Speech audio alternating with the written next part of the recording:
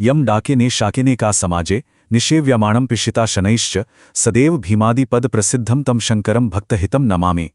इस प्राचीन श्लोक में सिर्फ शब्द नहीं है, बल्कि एक बहुत गहरी कहानी छिपी है, जो हमें भारत के सबसे पवित्र स्थानों में से एक तक ले जाती है। तो इसका मतलब क्या है? इसका मतलब है, मैं उन शंकर को नमन करता हूं जो भीम के नाम से जाने जाते हैं, जिनकी पूजा डाकिनी, शाकिनी और यहां तक कि मांस भक्षण करने वाले भी करते हैं, और जो अपने भक्तों का हमेशा कल्याण करते हैं।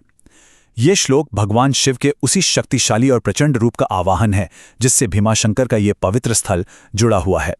तो आज हम भगवान शिव के 12 ज्योतिर्लिंगों में से एक श्री भीमाशंकर की दिव्य कथा को समझने की कोशिश करेंगे। ये पवित्र धाम महाराष्ट्र के खूबसूरत सह्याद्री पहाड़ों में बसा है, और ये सिर्फ एक मंदिर नहीं है, बल्कि अपने अंदर एक पवित्र नदी के जन्म का रहस्य भी समेटे हुए है। तो चलिए उस शक्तिशाली कथा में उतरते हैं, जिसने इस पवित्र स्थान को इसका नाम दिया, इसकी पहचान दी। और हाँ, ये कहानी एक राक्षस से शुरू होती है। कहानी का मुख्य पात्र है एक बहुत ही ताकतवर राक्षस, भीम। और जानते ये कौन था? रामायण के महाबली कुंभकर्ण का बेटा। और उसके दिल में बस एक ही चीज थी, अपने पिता की मौत का बदला लेने की जलती हुई आग। तो भीम ने की कठोर तपस्या, और भगवान ब्रह्मा से उसे मिल गया असीम शक्ति का वरदान। और फिर क्या था? इस शक्ति के नशे में उसने तीनों लोकों में हाहाकार मचा दिया, और आखिर में उसने भगवान शिव के एक परम भक्त राजा सुदक्षिण को ही बंदी बना लिया।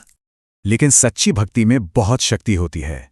जेल में बंद राजा सुदक्षिण की प्रार्थनाएं सीधे भगवान शिव तक पहुंची, और फिर स्वयं महादेव प्रकट हुए। उसके बाद जो युद्ध हुआ, कहते हैं उसने पहाड़ों तक को हिलाकर रख दिया था, और आखिर में भगवान शिव ने राक्षस भीम का संहार कर दिया। उस महाविनाशक युद्ध के बाद सारे देवताओं ने भगवान शिव से प्रार्थना की कि वे हमेशा के लिए यहीं बस जाएं, और अपने भक्तों की रक्षा के लिए शिव जी ने उसी जगह पर खुद को एक ज्योतिर्लिंग के रूप में स्थापित कर लिया। अब ये ज्योतिर्लिंग क्या होता है? इसका मतलब है प्रकाश का एक दिव्य स्तंभ। भारत में ऐसी सिर्फ 12 खास जगहें हैं जहां शिव इस तेजस्वी रूप में प्रकट हुए। तो कहानी तो हमने जान ली। अब चलिए जरा समय में पीछे चलते हैं और देखते हैं कि कैसे ये पवित्र स्थान सदियों के सफर में उस भव्य मंदिर में बदला जिसे हम आज जानते हैं। इस मंदिर का इतिहास आप देखिए कई परतों में है। इसके सबसे पुराने निशान मिलते हैं 13वीं सदी में, यादव राजवंश के समय के। फिर एक बड़ा बदलाव आया 18वीं सदी में, जब मराठा साम्राज्य के एक बहुत बड़े राजनेता नाना फडणवीस ने इसका जोरदार पुनर्निर्माण करवाया। और आज ये भारतीय पुरातत्व सर्वेक्षण यानी ASI की देखरेख में एक राष्ट्रीय धरोहर है। और यहाँ की वास्तुकला, अरे वाह, वो तो देखने लायक है। ये नागर और हेमाड़पंथी स्टाइल का एक कमाल का संगम है, जो अलग अलग दौर की कहानी सुनाता है। इसका जो सुंदर शिखर है ना, वो नागर स्टाइल की देन है, और दीवारें वो तो और भी गजब हैं। पत्थरों को बिना किसी सीमेंट के एक दूसरे में फंसाकर बनाया गया है। ये हेमाड़पंथी तकनीक की खासियत है।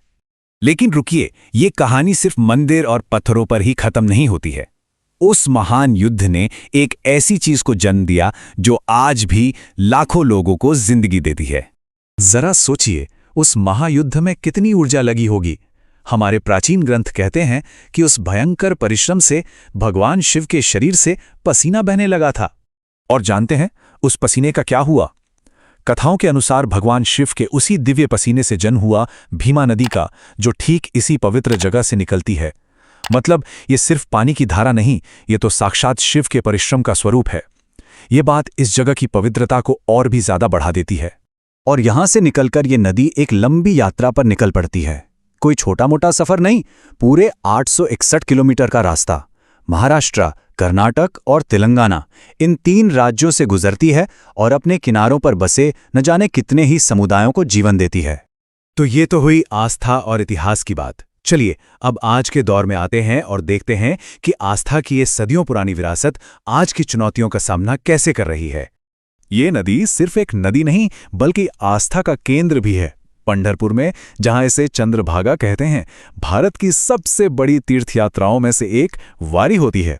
आप कल्पना कीजिए, हर साल 10 लाख से भी ज्यादा भक्त यहां इकट्ठा होते हैं और इसके पवित्र जल में डुबकी लगाते हैं। लेकिन इस पवित्र नदी पर आज दबाव बहुत ज्यादा है और ये आंकड़ा आपको चौंका देगा। सिर्फ ऊपरी भीमा बेसिन में मतलब नदी के शुरुआती हिस्से में ही 273 बांध बने हैं। तो ये इतने सारे बांध, ऊपर से बड़े शहरों से आने वाला प्रदूषण और खेती की बढ़ती जरूरतें, ये सब मिलकर नदी के स्वास्थ्य पर बहुत भारी असर डाल रहे हैं। खासतौर पर यह इलाका महाराष्ट्र का शुगर बेल्ट कहलाता है, जहां गन्ने की खेती होती है और गन्ने को चाहिए बहुत सारा पानी।